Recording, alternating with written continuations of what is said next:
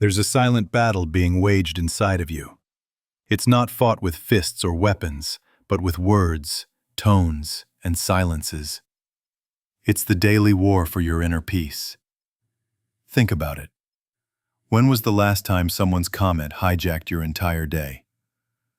A sarcastic remark from a coworker that replayed in your head for hours. A cold, one-word text from a loved one that sent your mind spiraling into 1,000 worst-case scenarios. A moment of being overlooked in a meeting that made you question your own value. We're told to have thicker skin, to just let it go. But if it were that easy, wouldn't we all be at peace? The truth is, we live in a world of constant emotional triggers. Every notification, every interaction, is a potential landmine for our peace of mind. We walk around carrying the weight of other people's moods, projections, and careless words as if they were verdicts on our own worth. And in doing so, we hand over the keys to our happiness to anyone and everyone without even realizing it. We become puppets, and the world holds the strings. But what if you could cut those strings? What if you could build an inner fortress so strong that the chaos of the world couldn't breach its walls? What if you could feel every emotion fully, without letting it control you? This isn't a superpower reserved for monks on mountaintops. It is a skill. It is a practice. It is the art of not taking things personally. And it is the single greatest key to unlocking a life of unshakable inner peace and unstoppable personal power. If you're ready to make a change, to stop being a slave to your reactions and start becoming the master of your responses, stick with me. And if you find value in what you hear today, don't forget to hit that like button and subscribe for more content that can help you transform your life. Now, let's begin. Chapter 1. The invisible prison of taking it personally. Imagine your peace of mind as a calm, clear lake. Every day you wake up, and the surface is still, reflecting the sky. Then, life happens. Someone makes a passive-aggressive comment, and it's a stone thrown into your water, sending ripples of anxiety across the surface. Your boss seems disappointed in your work. Another stone, this one heavier, sinking deep and stirring up mud from the bottom. A friend cancels plans at the last minute, and a flurry of pebbles disrupts the entire lake, leaving it murky and unsettled for the rest of the day. This is the reality for most people. Their inner state is not their own. It's a public pond, vulnerable to every passing opinion and action. This is the invisible prison of taking things personally. It's a self-imposed sentence of emotional volatility, where the wardens are the moods and behaviors of others. Taking things personally is a subtle habit. It doesn't announce itself. It masquerades as sensitivity, as caring deeply, as being in touch with your feelings. But it's not. It's a profound misunderstanding of where your worth comes from. Every time you allow someone's behavior to define your value, you reinforce a dangerous belief that you are not whole on your own. You teach your nervous system that your safety and worth are dependent on external approval. Think about the true cost of this habit. It's not just a bad mood. It's the hours of lost productivity spent replaying a 5-second interaction. It's the creative idea you never shared because you feared criticism. It's the relationship that fractured because you interpreted a moment of stress as a sign of rejection. It's the sleepless nights spent analyzing a text message, trying to decode its hidden meaning when the sender simply fell asleep. Let's talk about a young entrepreneur named David. David poured his heart into a new business proposal. He worked weekends, missed social events, and truly believed he had created something revolutionary.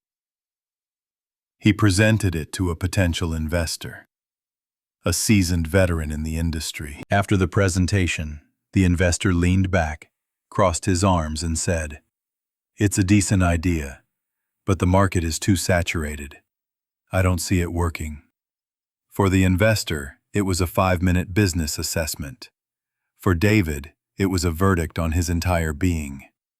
He didn't just hear, "The idea won't work." He heard, "You won't work." He heard, "You're not good enough." That one sentence followed him like a shadow for months. He lost his motivation. He started second-guessing every decision. The fire that once burned so brightly was reduced to a flicker of doubt. David had taken the feedback personally, and in doing so, he had allowed one person's opinion to become his reality. He had locked himself in the prison of their perception. This is the trap we all fall into.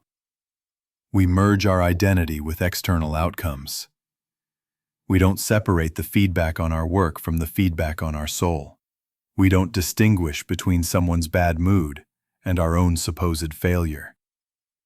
Taking things personally is the act of making someone else's story about you. Their anger, their frustration, their insecurity, their haste. You absorb it all and wear it as a reflection of your own inadequacy. It's an exhausting way to live. You become an emotional detective, constantly searching for clues about your own worth in the words and actions of others. You walk into a room and scan faces for approval. You check your phone for the validation of a reply. You live defensively, with your armor always on, ready to protect an ego that is constantly under threat. But here's the secret. Real strength isn't found in building thicker armor. It's found in the realization that you don't need any armor at all. Not taking things personally doesn't mean you become cold, aloof, or indifferent. It's the exact opposite. It means you become so deeply rooted in your own self-worth that you can engage with the world with an open heart. You can listen to criticism without crumbling. You can face rejection without questioning your value. You can sit with someone's anger without absorbing it. You become a stable presence, a calm port in the storm, rather than a tiny boat tossed about by every wave. This journey is about reclaiming your power. It's about learning to see that 99% of what people say and do has nothing to do with you. It's a projection of their own reality, their own fears, their own programming. When someone is rude, they are not revealing your character. They are revealing their own lack of peace. When someone judges you, they are not defining you. They are defining the limits of their own perception. This realization is the key that unlocks the prison door. It's the understanding that your worth is non-negotiable. It was never up for debate. When you truly grasp this, the world changes.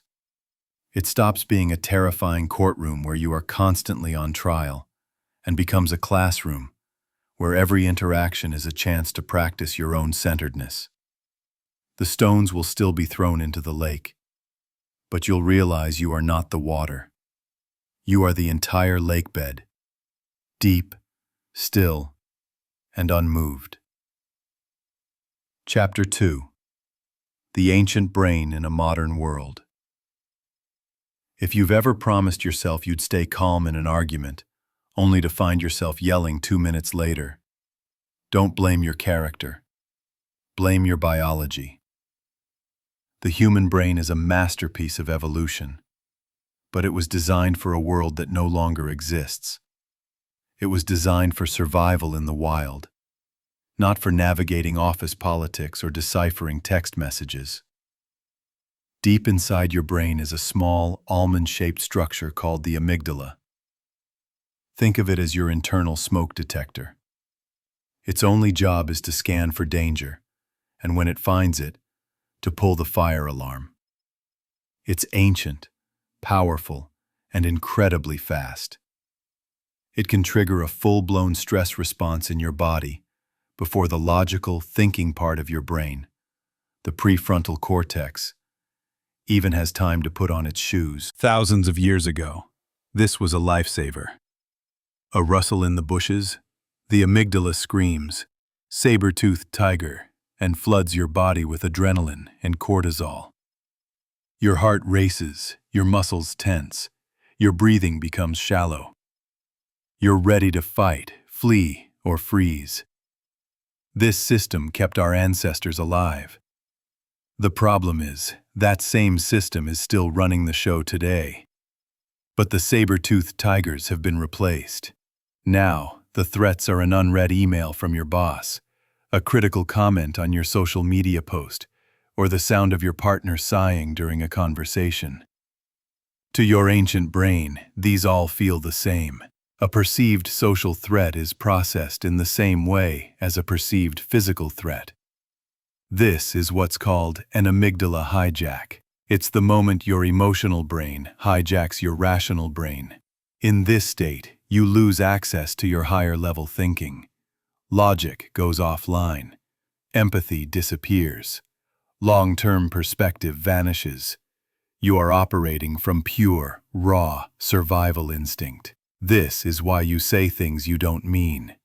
It's why you escalate a small disagreement into a massive fight.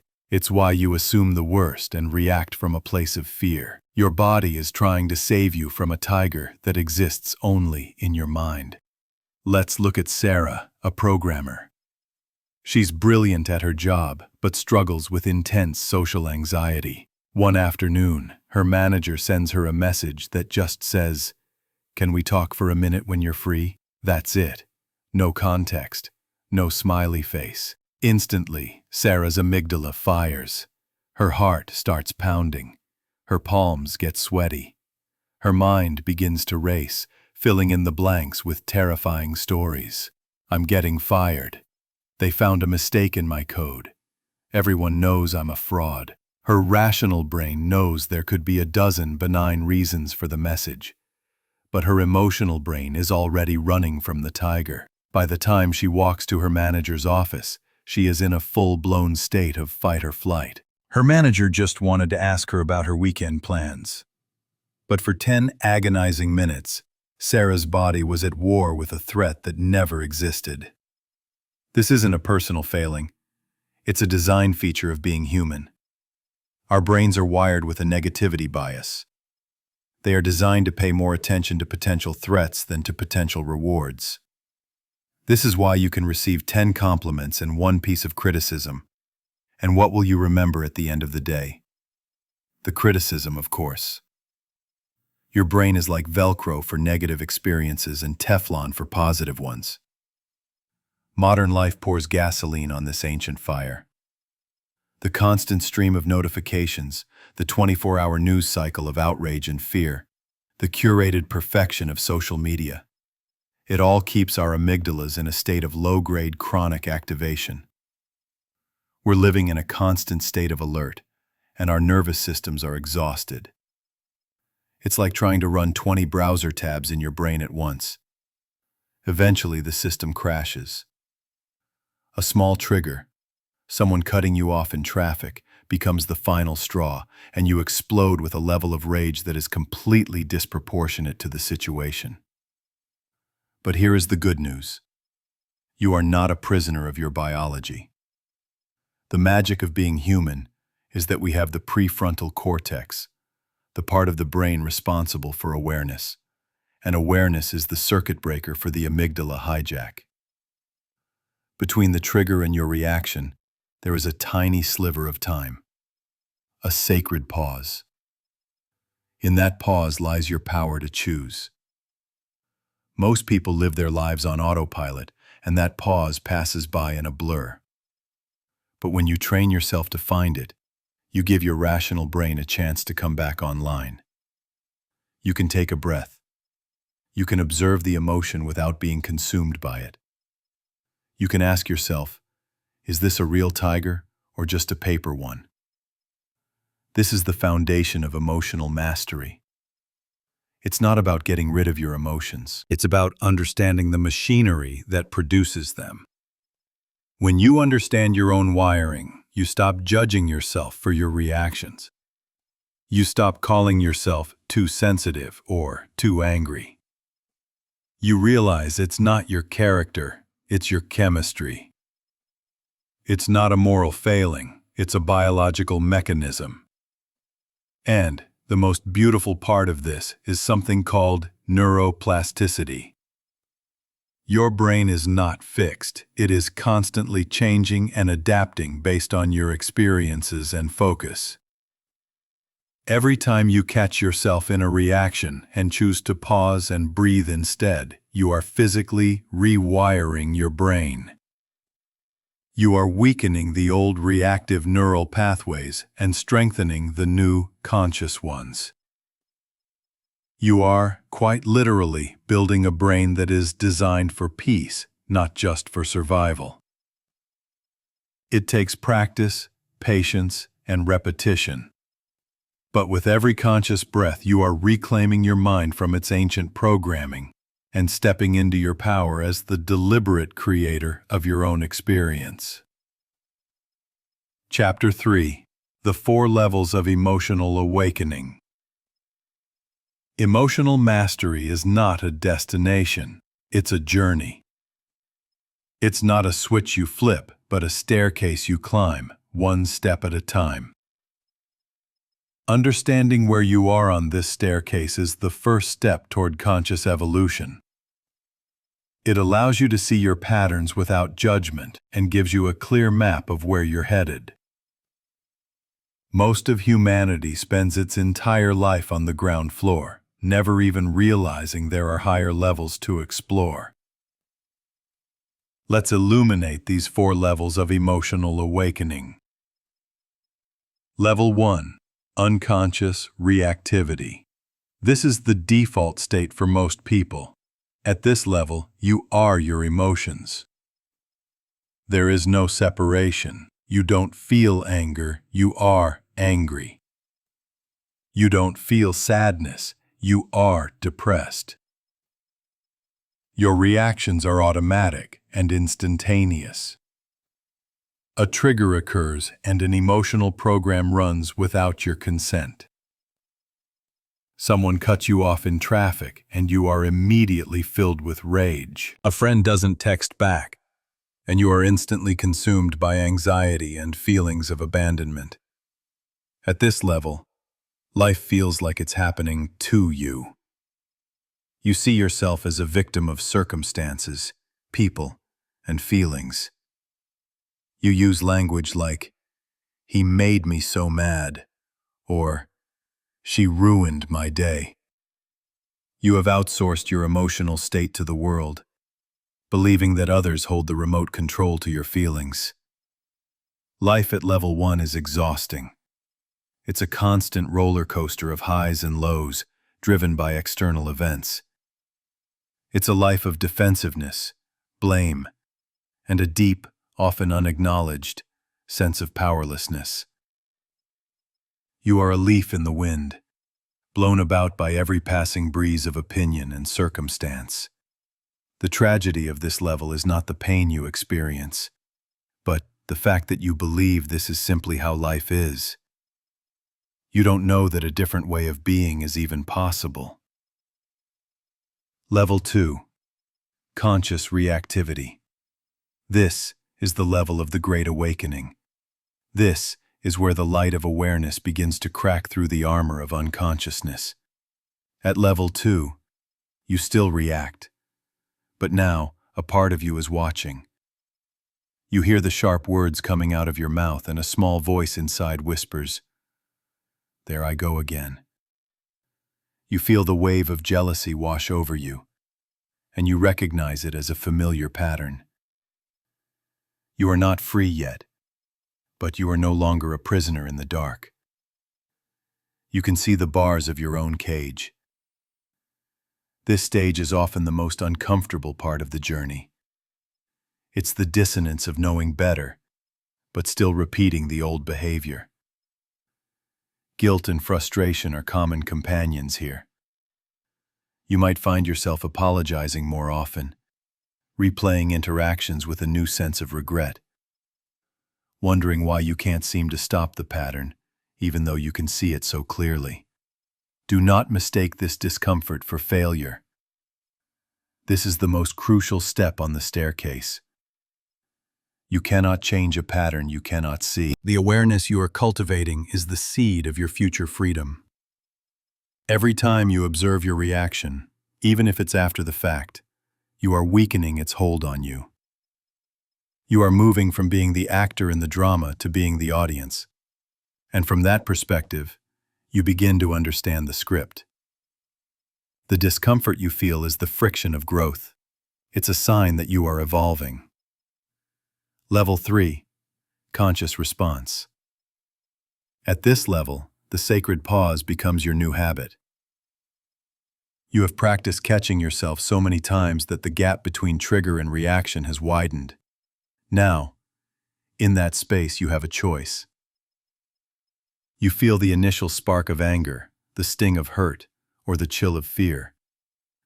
But you don't act on it immediately. You breathe, you observe, and then you choose your response.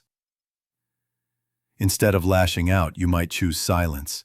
Instead of assuming the worst, you might choose to ask a clarifying question. Instead of defending your ego, you might choose to seek understanding. You stop taking things personally because you have a deeper understanding of human behavior. You see that another person's outburst is likely a reflection of their own pain, not a verdict on your worth. At this level, a deep sense of inner calm becomes your new baseline. People may start to notice a change in you. They might call you calm or grounded. You are no longer emotionally available for every argument you're invited to. You protect your energy, not by building walls, but by maintaining your center. You still feel everything, perhaps more deeply than ever before, but you are no longer tossed about by the waves. You have learned to anchor yourself in the stillness beneath the surface. This is where you reclaim your power and live from a place of intention, not impulse. Level 4. Emotional alchemy. This is the highest level of mastery.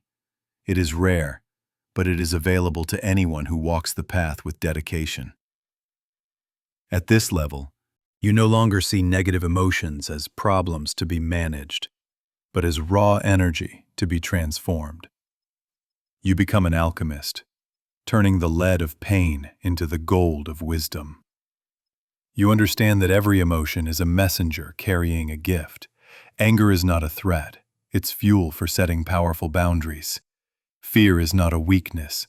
It's a spotlight showing you where you need to prepare. Sadness is not a void. It's a doorway to depth and compassion. Frustration is not a dead end. It's the creative tension that precedes a breakthrough. At this level, you don't resist any part of your human experience. You welcome it all with a curious and open heart. When a difficult emotion arises, you don't just observe it, you engage with it. You ask, what are you here to teach me? What can I create with this energy? You are no longer just the captain of your ship, you are the wind and the sea. You co-create with life, using every experience, good or bad, as fuel for your growth and contribution. This is a state of profound peace, not because life has become perfect, but because you have become perfectly at ease with its imperfection. You can be insulted without feeling diminished. You can be rejected without feeling unworthy. You can feel heartbreak without losing your capacity to love. You have realized that you are not the fleeting emotions, but the eternal awareness that holds them all. That is true freedom. Wherever you are on this staircase, be patient with yourself. The journey from one level to the next is not linear. You will have days where you slip back, but with awareness as your guide, you will always find your way back to the path. Your goal is not perfection, but progress. Chapter 4. The Power of the Pause. Introducing the stop method. In the heat of the moment, when your heart is pounding and your mind is screaming, logic is the first casualty. Your ancient survival brain takes the wheel, and all your best intentions for staying calm fly out the window. In these moments, you don't need a complex psychological theory. You need a simple, powerful tool. You need an emergency brake for your emotions. That tool is the STOP method. It's an acronym for 4 simple steps. Stop, take a breath, observe, and proceed. It's so simple that you might underestimate its power. But when practiced consistently, this method can single-handedly break the cycle of unconscious reactivity and become the foundation of your emotional mastery. It is the practical application of creating that sacred pause between trigger and response. Let's break it down. S is for stop. This is the hardest and most important step. When an emotional wave hits, every instinct in your body screams at you to do something. To shout back, to send the angry text, to defend your position, to run away. The act of simply stopping, even for 2 seconds, is an act of profound rebellion against your own programming. Imagine you're in a heated argument with a loved one. Their words feel like an attack, and you can feel a fiery rebuttal rising in your throat. This is the critical moment. Instead of letting the words fly, you stop. You physically freeze. You close your mouth. You do nothing. In that moment of doing nothing, you have done everything. You have interrupted the automatic chain reaction that has led to 1,000 regrets in your past. Stopping is not a sign of weakness. It is the ultimate display of strength. It's the conscious choice to stand still while the storm of emotion rages within you, knowing that you are not the storm. It's a silent declaration. I will not be controlled by this moment. T is for take a breath. Once you've stopped, the next step is to consciously regulate your physiology. The fastest way to do this is through your breath. Your breath is the remote control for your nervous system. When you are stressed, your breathing becomes shallow and rapid, signaling to your brain that the danger is real. When you consciously slow down your breath, you send a powerful message back to your brain. We are safe. Stand down. Don't just take any breath. Take a deep, diaphragmatic breath. Breathe in slowly through your nose for a count of 4, feeling your belly expand. Hold it for a moment. Then, exhale slowly through your mouth for a count of 6. The longer exhale is key, as it activates the vagus nerve and triggers the body's relaxation response. Do this 2 or 3 times. This is not a philosophical exercise, it is a biological one. As you breathe, you are literally changing your body's chemistry. You are lowering your heart rate, reducing cortisol levels, and allowing blood to flow back to your prefrontal cortex, your rational brain. In just 3 breaths, you can move from a state of hijack to a state of clarity. You can't think your way out of a strong emotion, but you can breathe your way through it. O is for observe. Now that you've created some space and calmed your body, you can engage in the act of mindful observation. This is where you become a curious scientist of your own inner experience. You turn your attention inward and ask, what is really happening right now? Observe the physical sensations in your body. Is your chest tight? Is your stomach in knots? Are your shoulders tense? Just notice these sensations without judgment. Next, observe your thoughts. What is the story your mind is telling you about this situation? Is it saying, they don't respect me, or I'm going to lose everything? Notice these thoughts as just thoughts, not as objective reality. They are mental events like clouds passing in the sky. Finally, observe the emotion itself. Can you name it? Is it anger, or is it hurt disguised as anger? Is it fear? Is it shame? By simply naming the emotion, you begin to tame it. The key to observation is to do it without judgment.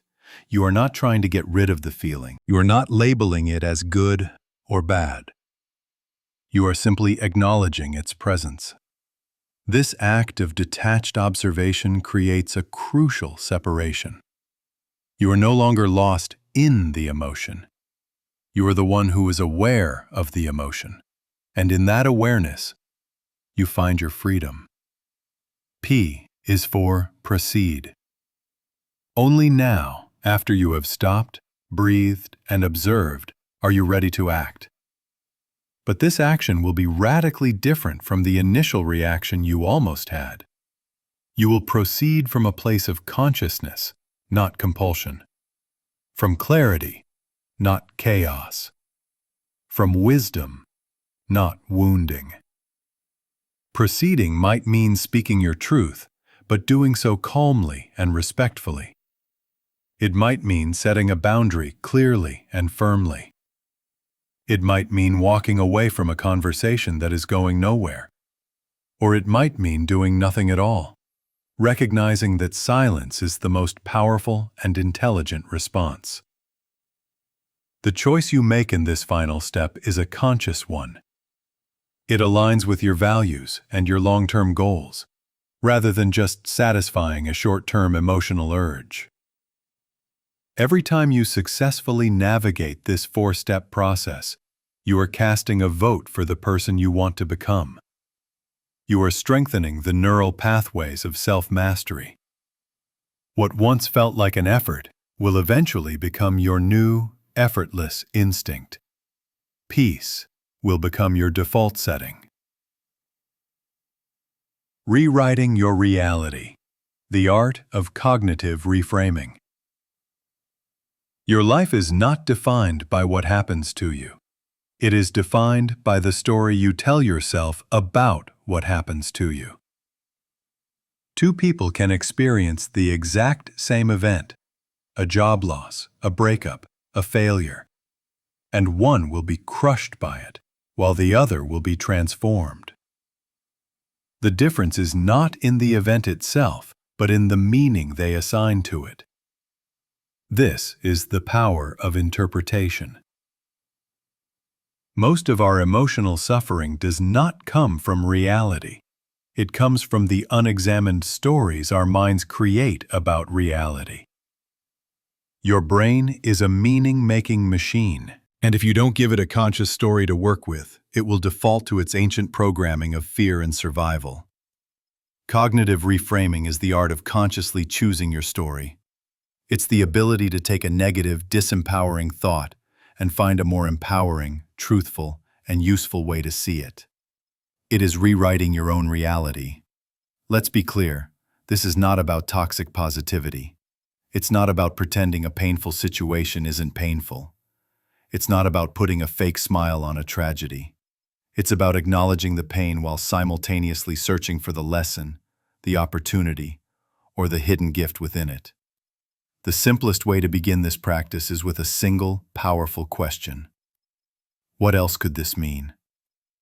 Imagine you pour your heart into a project at work, and your boss barely acknowledges it. The automatic, unexamined story your mind might offer is, my work isn't valued, I'm invisible, I'm failing at my job. This story leads to feelings of demotivation, resentment, and sadness. Now, let's apply the reframe. Ask yourself, what else could this mean? Maybe my boss is having an incredibly stressful day and is completely overwhelmed.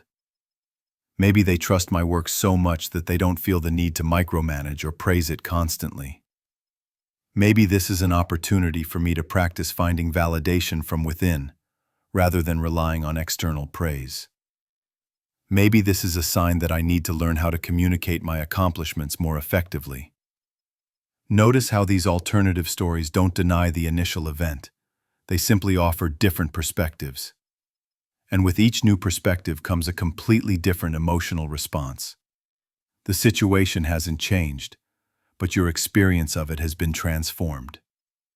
You move from being a victim of the circumstance to being an empowered student of it. Another powerful reframing technique is what we can call timeline reframing. Our minds have a tendency to catastrophize, to take a current problem and project it into an infinite future. We feel anxious, and our brain tells us, "You will always feel this way." We make a mistake, and it whispers, "You will be defined by this forever." Timeline reframing breaks this illusion by expanding your perspective. When you are caught in a spiral of negative emotion, ask yourself these questions. How will I feel about this in an hour? How will I feel about this tomorrow? How will I feel about this in a month? How will I feel about this in 5 years? Almost instantly, the problem shrinks. The emotional intensity dissolves.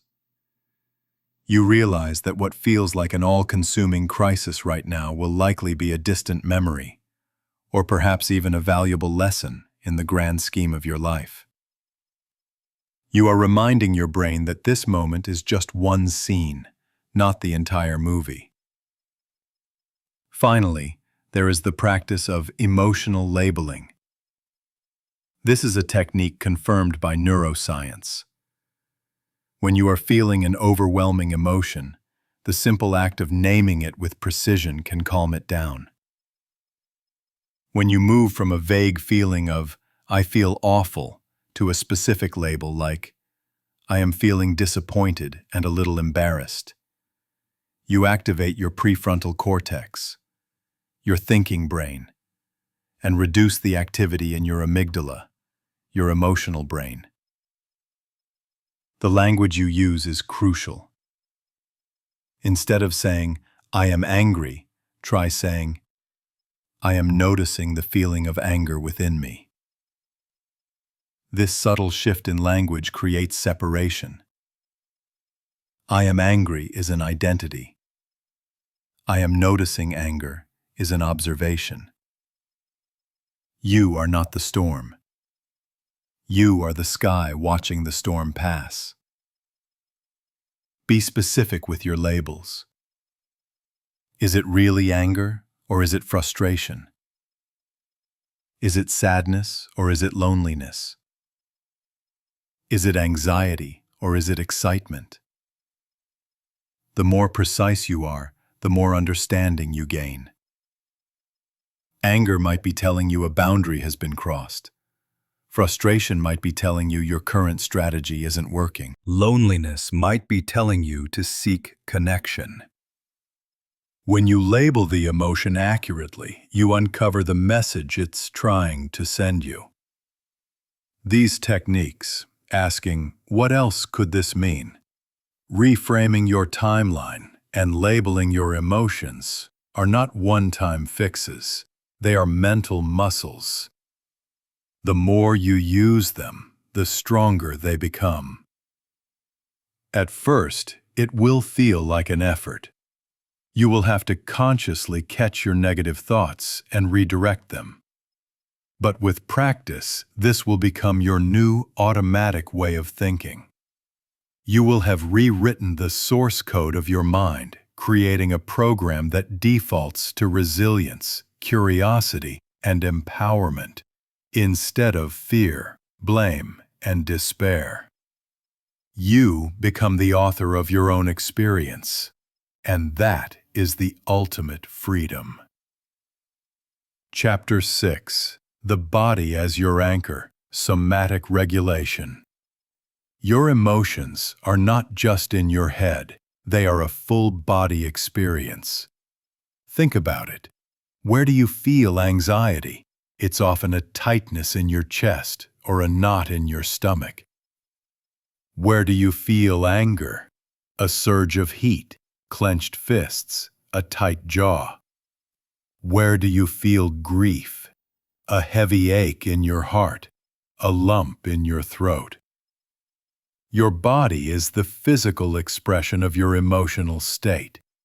It is the stage upon which the drama of your feelings plays out. For too long, we have tried to manage our emotions using only our minds, by thinking our way into a better state. But this is like trying to calm a storm by yelling at the clouds. To truly master your emotions, you must learn the language of your body. You must learn the art of somatic regulation. Somatic regulation means using your body to calm your mind. It's a bottom-up approach rather than a top-down one. When your nervous system is in a state of high alert, your mind cannot be reasoned with. You must first create a sense of safety in your body. Once the body feels safe, the mind will follow. One of the most direct and powerful tools for this is conscious breathing, which we touched on in the STOP method. Let's go deeper with a technique used by Navy SEALs, elite athletes, and meditation masters: box breathing. It is incredibly simple and profoundly effective at resetting a dysregulated nervous system. Here's how you do it. Find a comfortable place to sit. 1. Inhale slowly through your nose for a count of 4. 2. Hold your breath for a count of 4. 3. Exhale slowly through your mouth for a count of 4. 4. Hold the exhale for a count of 4. That's 1 box. Repeat this cycle for 2 to 5 minutes. As you practice box breathing, you are doing several things. You are slowing your heart rate. You are increasing oxygen flow to your brain. And you are stimulating the parasympathetic nervous system, your body's natural rest and digest system. You are telling your body on a deep physiological level that the threat has passed. You can practice this anytime you feel stress rising, before a big meeting, during a difficult conversation, or in the middle of a sleepless night. It is a portable sanctuary you can access with a single breath. Another powerful technique is progressive muscle relaxation. When we are stressed, we unconsciously hold tension in our muscles. This constant state of contraction sends a continuous feedback loop of danger to our brain. This technique systematically releases that tension. Find a quiet place where you can lie down. Starting with your toes, tense the muscles as hard as you can for 5 seconds. Really squeeze them. Then release the tension completely and notice the feeling of relaxation for 10 seconds. Work your way up your body, group by group. Your calves, your thighs, your glutes, your abdomen, your hands, your arms, your shoulders, your jaw, your face. Tense, then release. By the end of this exercise, your entire body will feel calm and grounded. You have not only released physical tension, but you have also taught your body the difference between a state of stress and a state of relaxation. You are building somatic awareness. Sometimes the energy of an emotion is so intense that it needs to be moved, not just relaxed. Emotion, after all, is just energy in motion. When that energy gets stuck, it festers. This is why a brisk walk or a short, intense workout can be more effective than an hour of trying to think your way out of a bad mood. When you feel the agitated energy of anxiety or anger, don't just sit with it. Move it. Go for a run. Do jumping jacks. Put on your favorite music and dance wildly in your living room for 5 minutes. Shake your body, literally shaking the tension out of your limbs. Physical movement helps to metabolize stress hormones, like cortisol and adrenaline, and releases endorphins, your body's natural mood elevators. You are using your body as a tool to shift your state. Finally, consider the power of sensory input. Your five senses are direct gateways to your nervous system. You can consciously use them to ground yourself in the present moment and create a sense of safety. When you feel overwhelmed, try the 5-4-3-2-1 grounding technique. Name 5 things you can see around you. Name 4 things you can feel. The chair beneath you, the fabric of your clothes. Name 3 things you can hear. Name 2 things you can smell. Name 1 thing you can taste. This simple exercise pulls your attention out of the chaotic stories in your head and anchors it in the solid reality of the present moment. It tells your nervous system, right here, right now, I am safe. Your body is not your enemy. It is not a source of inconvenient feelings to be suppressed. It is your wisest ally on the path to emotional mastery. It is constantly speaking to you, offering feedback and guidance. When you learn to listen to its language and work with it, you unlock a source of stability and peace that is far deeper and more resilient than anything your mind alone could ever create. Your body is your anchor in the stormy seas of life. Learn to trust it. Chapter 7. Building an Unshakable Foundation. You wouldn't build a skyscraper on a foundation of sand. You wouldn't expect a world-class athlete to perform at their peak after a night of no sleep and a diet of junk food. And yet, we expect ourselves to achieve emotional mastery while neglecting the very foundation of our well-being, our physical state. Emotional regulation is not just a mental game, it is a physiological one. Your ability to handle stress, to pause before reacting, and to choose your response is directly linked to the state of your nervous system. If your baseline state is one of exhaustion, inflammation, and overstimulation, the smallest trigger will feel like an earthquake. If your baseline is one of rest, nourishment, and balance, you can withstand much larger storms without losing your center.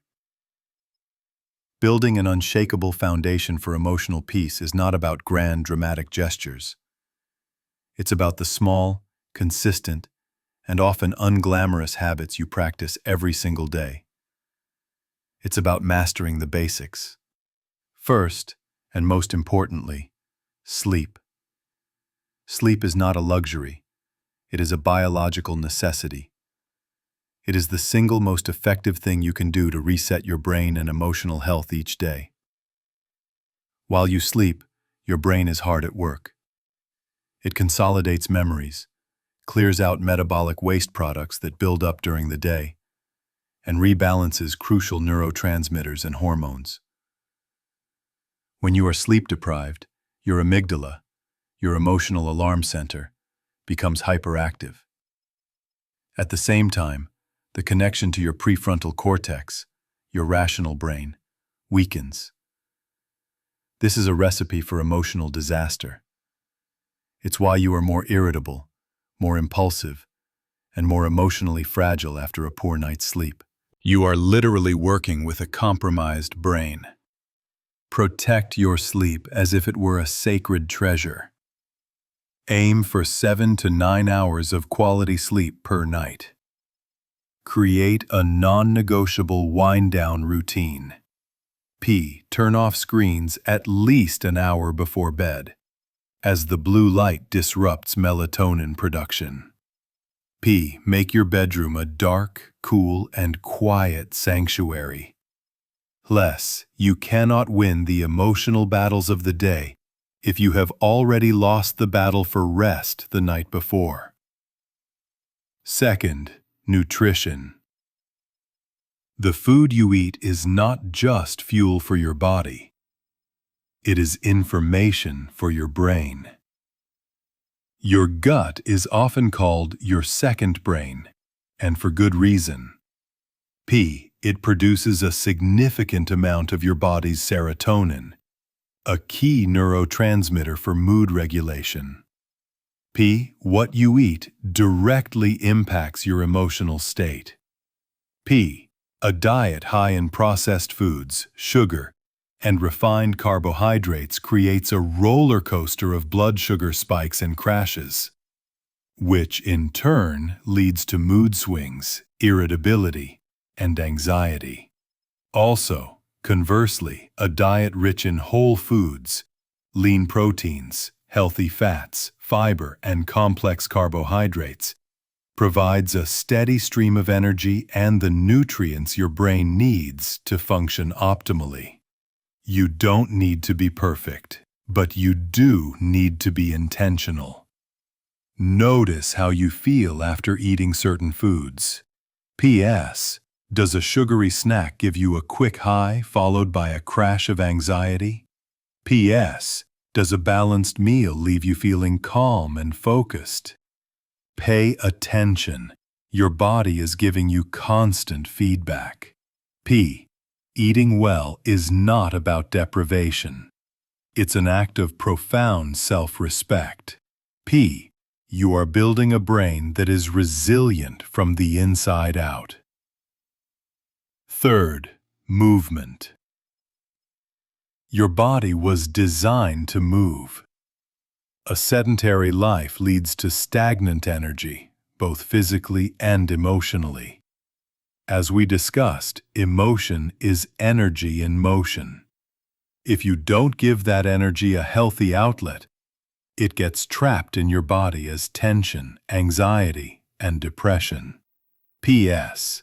Find a form of movement you enjoy and make it a non-negotiable part of your daily routine. It doesn't have to be a grueling hour at the gym.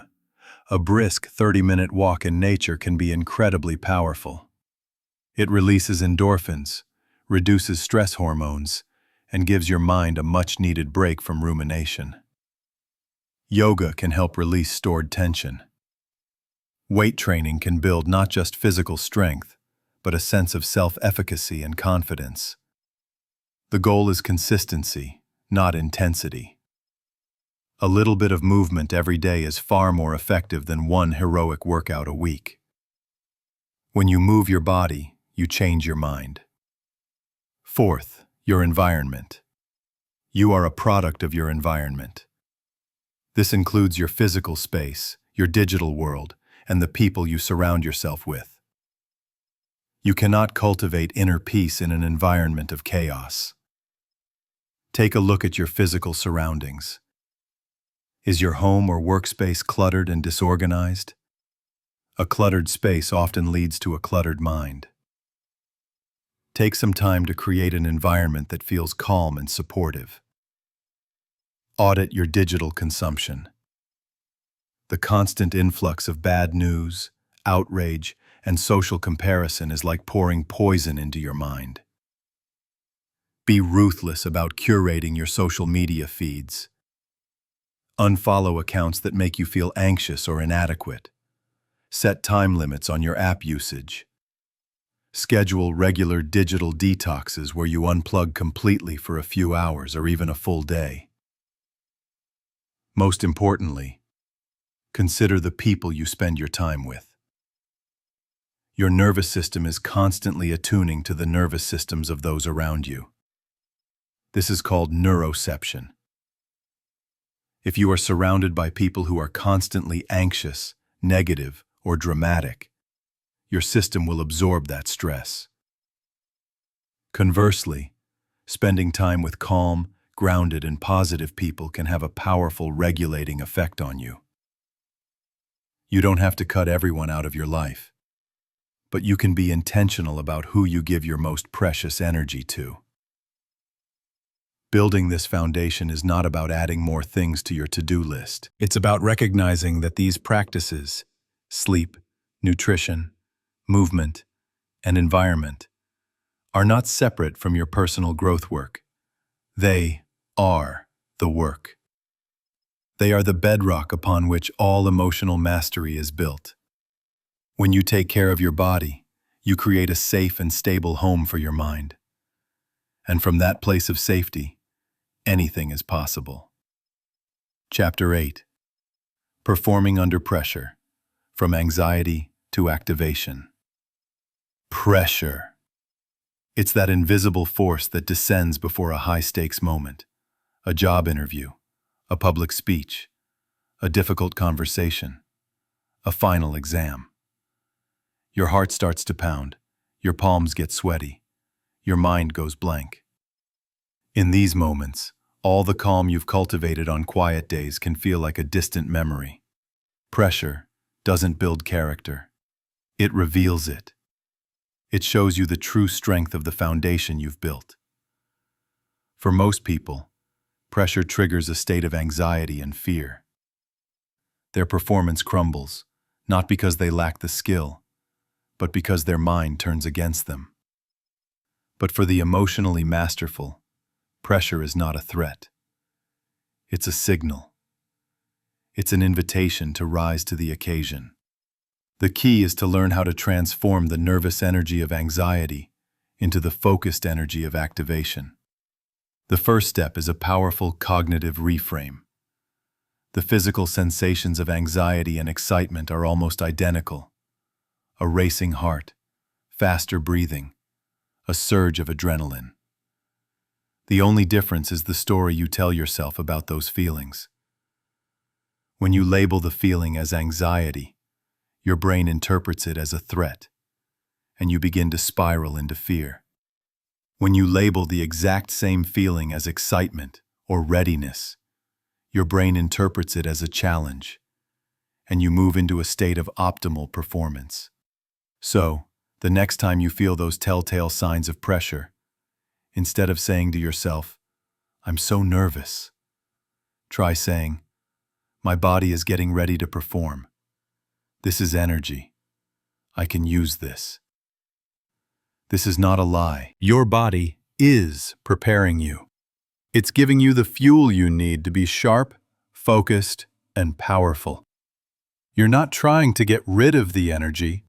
You're learning how to channel it. You're shifting from seeing pressure as your enemy to seeing it as your ally. The second key is to shift your focus from outcome to process. Most of the stress we feel under pressure comes from obsessing over the result. What if I fail? What if they don't like me? What if I mess up? All of these questions are focused on a future that you cannot control. This obsession with the outcome paralyzes you in the present. The masters of performance, whether they are athletes, surgeons, or artists, have learned to anchor their attention in the process. They break down the monumental task into the smallest possible next step. A basketball player isn't thinking about winning the championship. He's thinking about the form of his next free throw. A speaker isn't thinking about the standing ovation. She's thinking about delivering her next sentence with clarity and passion. When you feel pressure mounting, bring your focus back to the immediate present. Ask yourself, what is the one thing I can do right now? It might be taking a single deep breath. It might be organizing your notes. It might be making eye contact with one friendly face in the audience. By focusing on the tiny, manageable actions of the present moment, you starve the anxiety that feeds on future worries. You enter a state of flow, where self-consciousness disappears and you become one with the task at hand. Third, develop pre-performance rituals. Your brain loves predictability. Rituals create a sense of certainty and control in an uncertain situation. They signal to your nervous system that you are in a familiar state, even if the environment is new. This doesn't have to be complex. It could be a simple sequence you follow before every important event. For example, find a quiet space. Do 2 minutes of box breathing. Visualize yourself succeeding with vivid detail. And repeat a simple mantra like, I am prepared, I am capable, I am ready. This ritual acts as an anchor. It grounds you. It interrupts the cycle of panicked thoughts and replaces it with a pattern of calm confidence. The content of the ritual is less important than its consistency. By practicing it repeatedly, you are conditioning your body and mind to associate it with a state of focused readiness. Finally, practice stress inoculation. You can't expect to be a great swimmer if you've never gotten in the water. Similarly, you can't expect to handle high-pressure situations well if you spend your entire life avoiding discomfort. Stress inoculation is the practice of exposing yourself to small, manageable doses of stress in a controlled environment. Volunteer to give a small presentation at work. Sign up for a public speaking class. Have a difficult but necessary conversation you've been putting off. Take a cold shower. These are not punishments. They are training sessions for your nervous system. Each time you willingly step into discomfort and use your tools, your breath, your reframes, your focus to navigate it successfully, you are building resilience. You are teaching your brain, I can handle this. So when the real, high-stakes pressure arrives, your system doesn't go into shock. It recognizes the familiar feelings and says, we've trained for this. Pressure is a privilege. It means you are doing something that matters. It means you are playing in an arena that requires you to be your best self. Stop fearing it. Start preparing for it. Reframe it as energy. Focus on the process. Build your rituals and train in discomfort.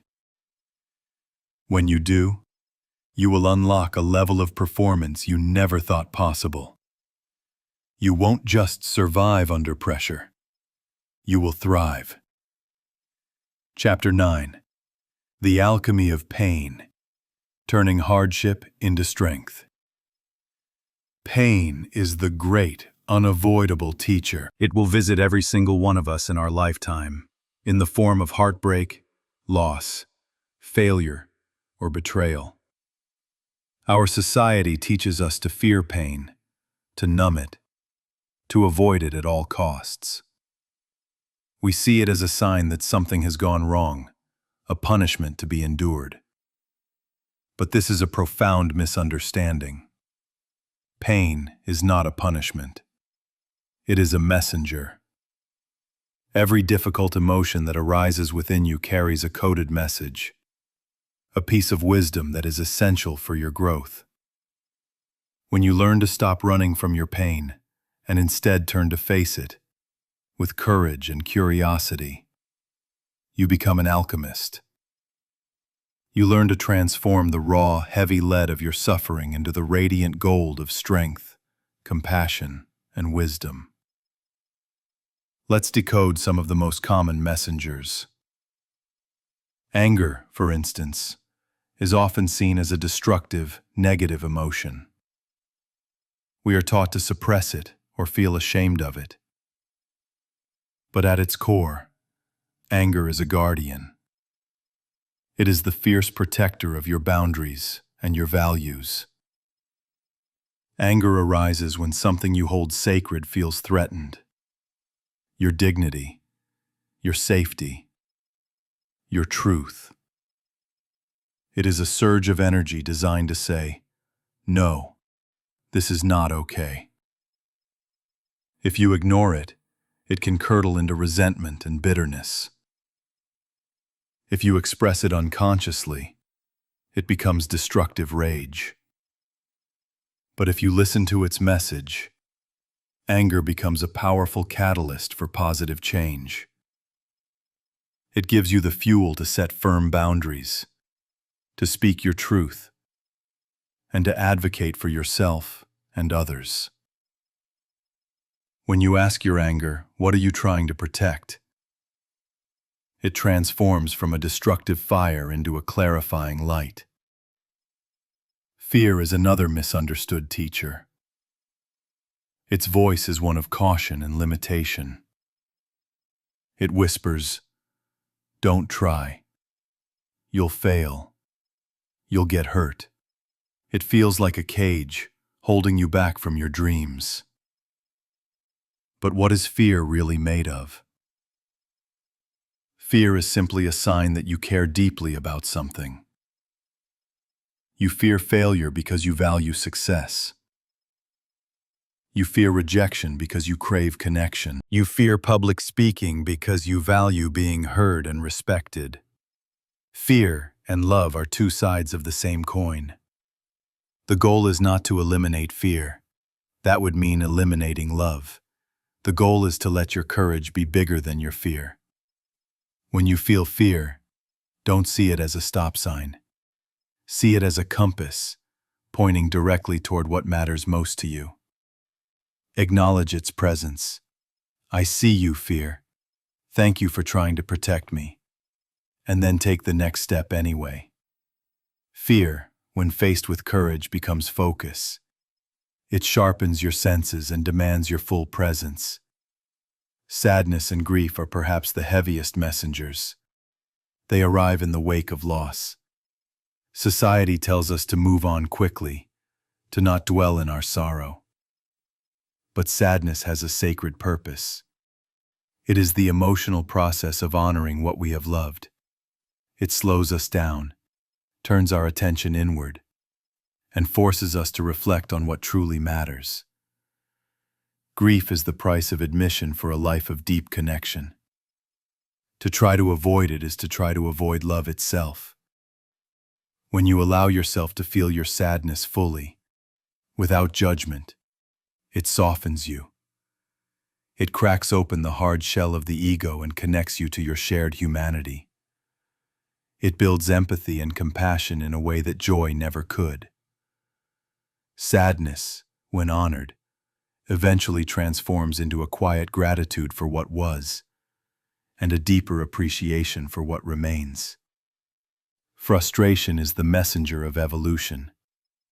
It arises when your current reality is not matching your vision for the future. It's that feeling of being stuck, of hitting a wall. It can easily lead to giving up, but frustration is actually a signal that you are on the verge of a breakthrough. It's life telling you that your old methods are no longer sufficient for your new goals. Frustration is the creative tension that fuels innovation. It forces you to think differently, to get creative, to find a new approach. The greatest inventions and artistic creations in history were born from a deep frustration with the status quo.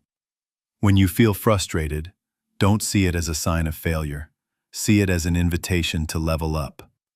Ask it, what new skill or perspective am I being called to develop? Frustration, when channeled, becomes creativity and resilience. The process of this emotional alchemy requires three things. First, acceptance. You must be willing to feel the emotion without resisting it. What you resist persists. What you accept, you can transform. Second, curiosity. You must ask the emotion what it is here to teach you. You move from being a victim of the feeling to a student of it. Third, action. You must take the wisdom you've gained and integrate it into your life by setting a new boundary, taking a courageous step, or trying a new approach. Your deepest wounds often become the source of your greatest strengths. The places where you have been broken are the places where the light can enter. Stop running from your pain. Turn and face it. Listen to its wisdom. For within your suffering lies the seed of your liberation and the blueprint for the strongest, wisest, and most compassionate version of yourself. Chapter 10. The Ultimate Test. Emotional mastery in relationships. You can meditate for an hour every day, read every self-help book, and maintain perfect calm when you are alone. But the true test of your emotional mastery will always come in your interactions with other people. Relationships are the ultimate crucible for our growth.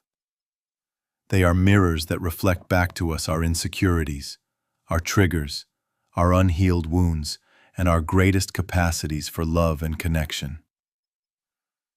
Emotional intelligence in relationships is not about always being happy or never having conflict.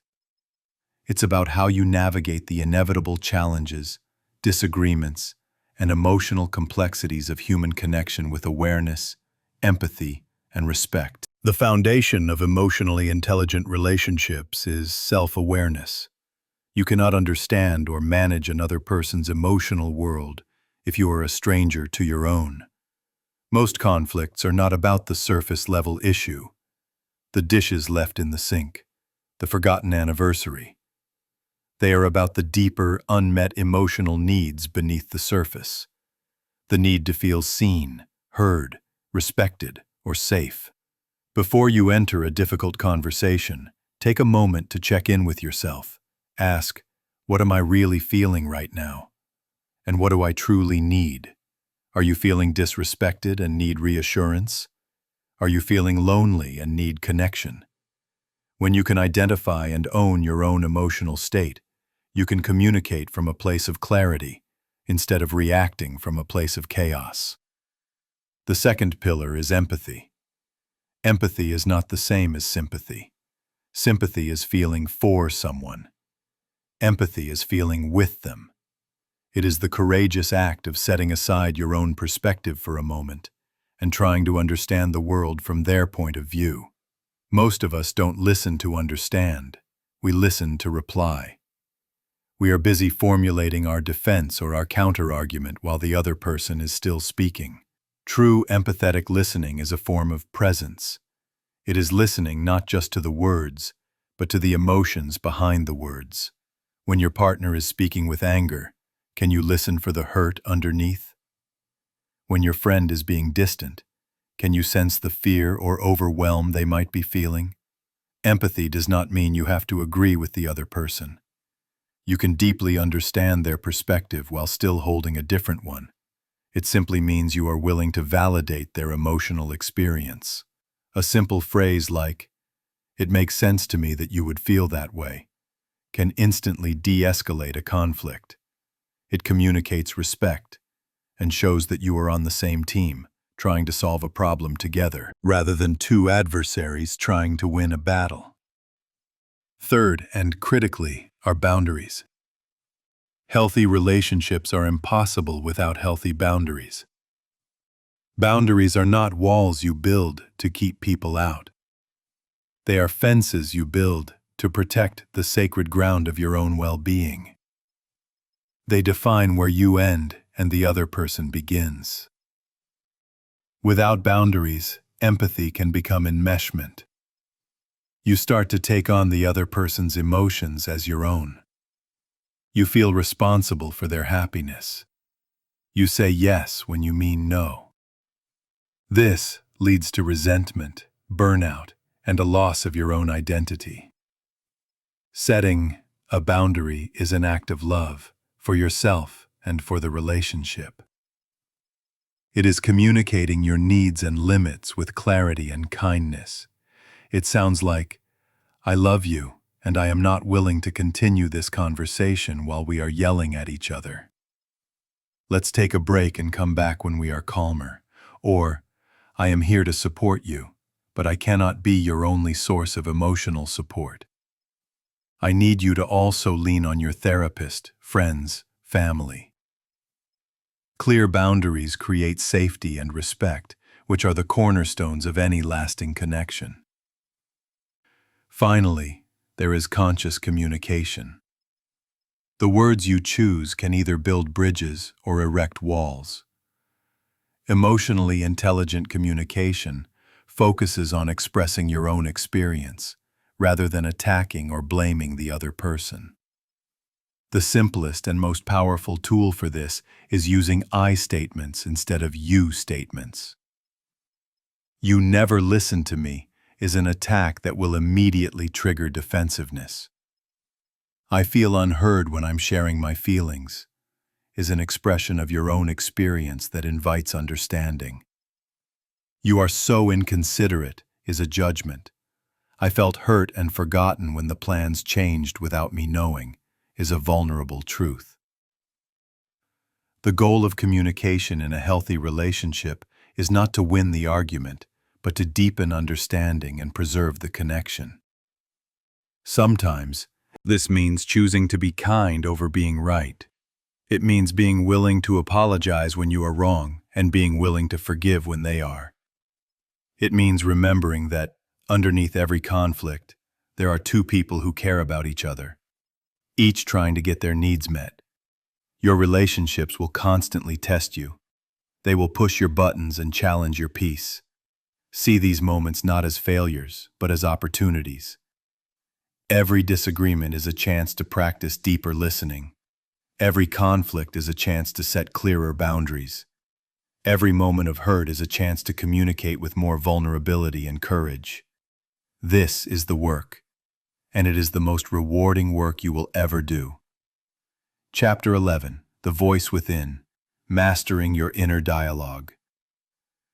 There is one person you will spend more time with than anyone else in your life, yourself. And there is a conversation that never, ever stops. It's the constant stream of thoughts, judgments, and commentary running through your mind. This is your inner dialogue, your self-talk, and it is the single most powerful force shaping your emotional reality. The quality of your life is determined by the quality of this inner conversation.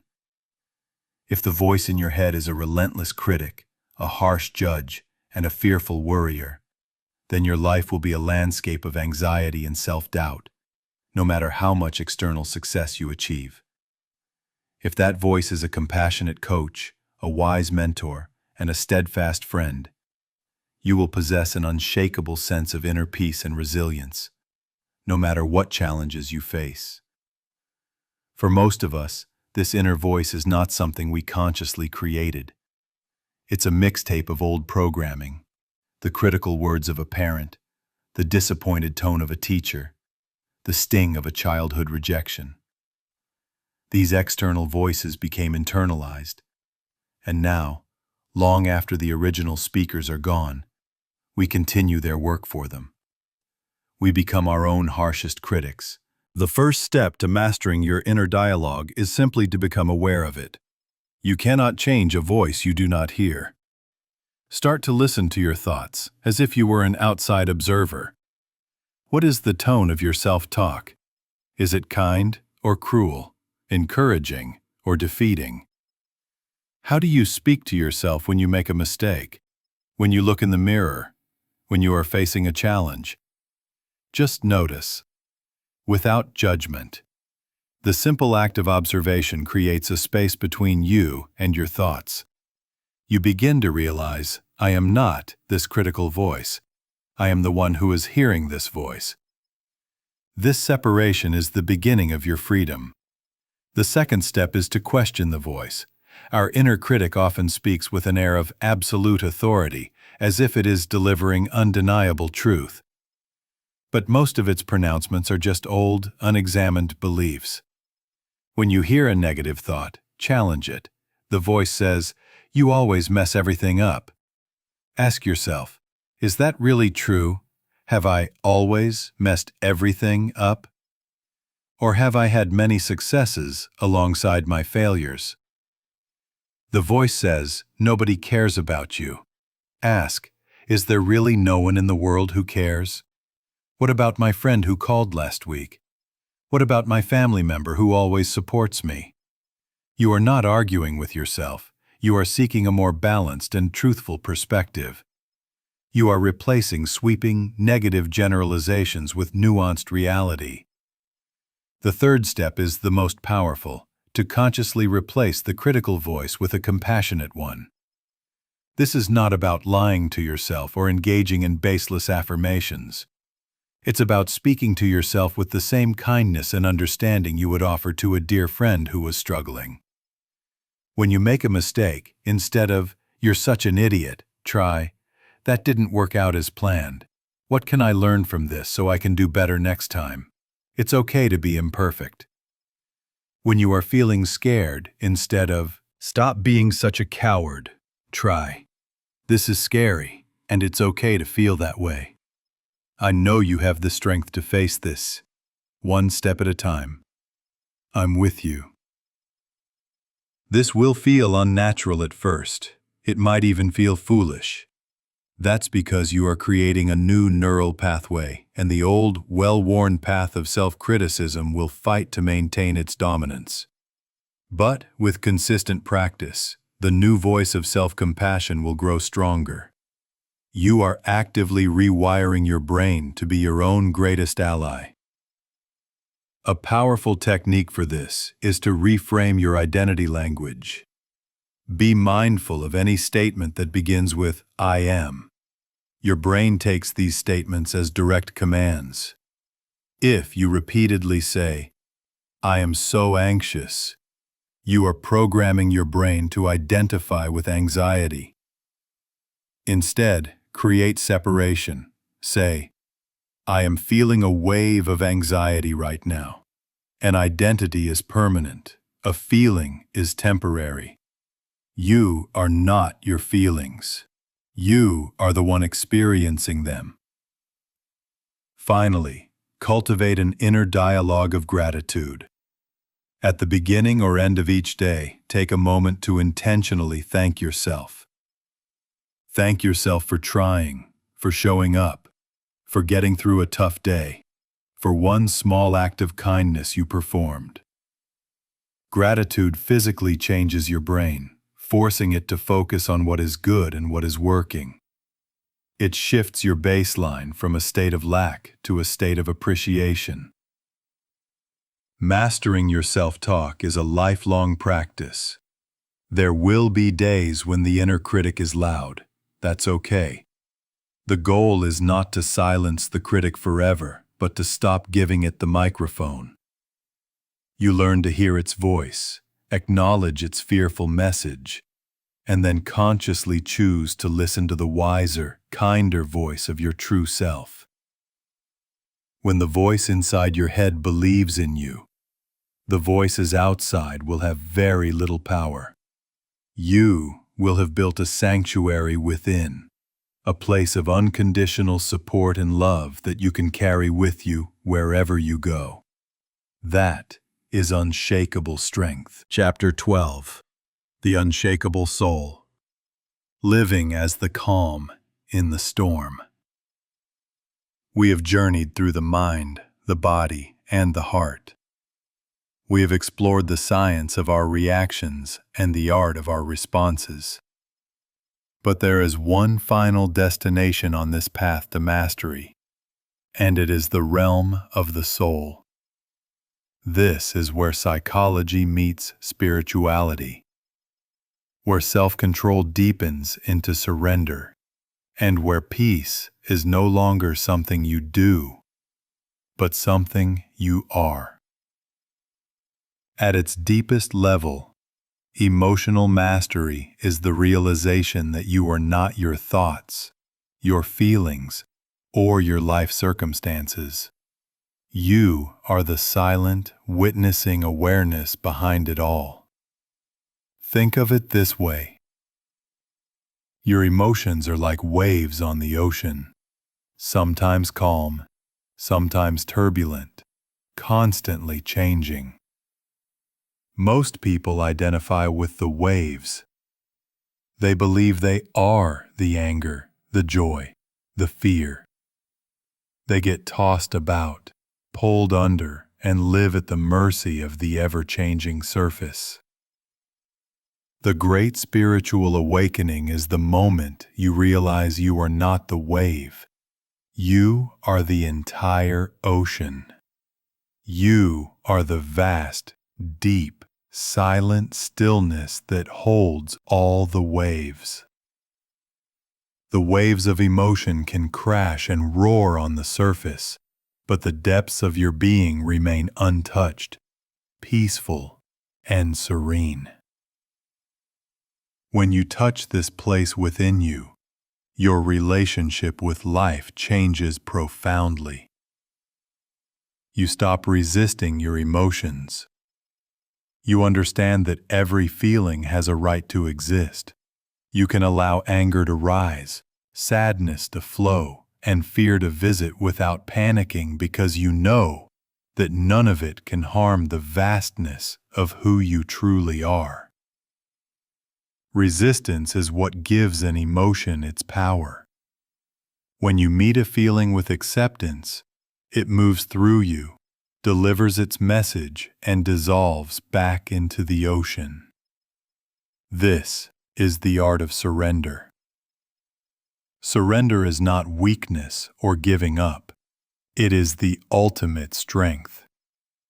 It is the wisdom to stop fighting a battle you can't win, the battle against reality. It is letting go of your rigid idea of how things should be and embracing them as they are. When you surrender to the present moment, you find a peace that is not dependent on your circumstances. It is a peace that is inherent to your being. This unshakable soul, this inner calm, becomes your greatest contribution to the world. Imagine a true crisis unfolding, a family emergency, a major project failing at work.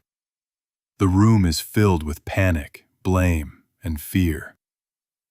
Everyone is reacting, their nervous systems hijacking one another, escalating the chaos.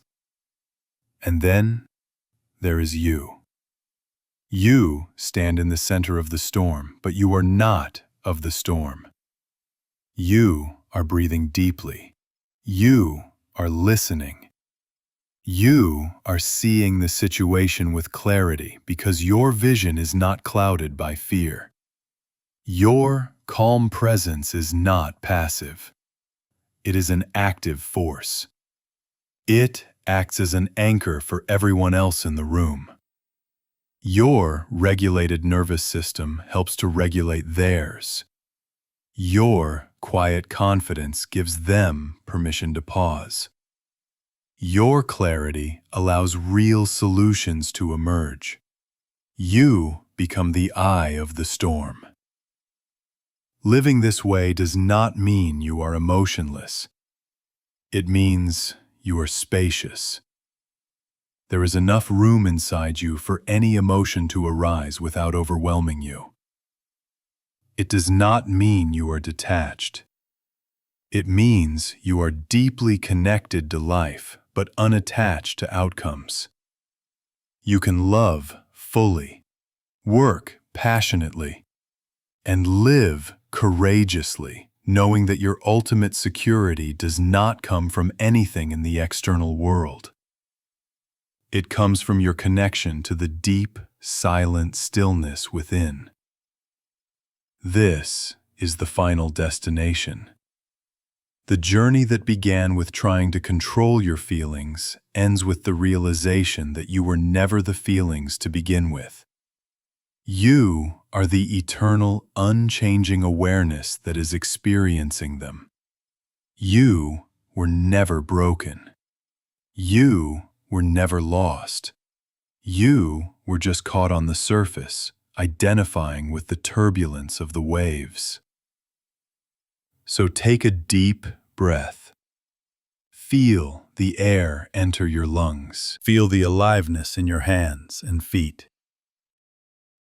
Behind all the noise of your mind, can you sense the quiet, still presence that is watching it all? That is you. That is the unshakable soul. Return to that place again and again. It is your true home. It is the source of all peace, all wisdom, and all strength. When you learn to live from that place, you don't just navigate the storms of life. You become the calm that stills the water. This is not the end of your journey, but a new beginning. It is an invitation to walk through the world with a quiet confidence, an open heart, and a peaceful mind. You now have the tools. You have the understanding. The path is clear. The greatest power in the world is not the power to control others, but the power to master yourself.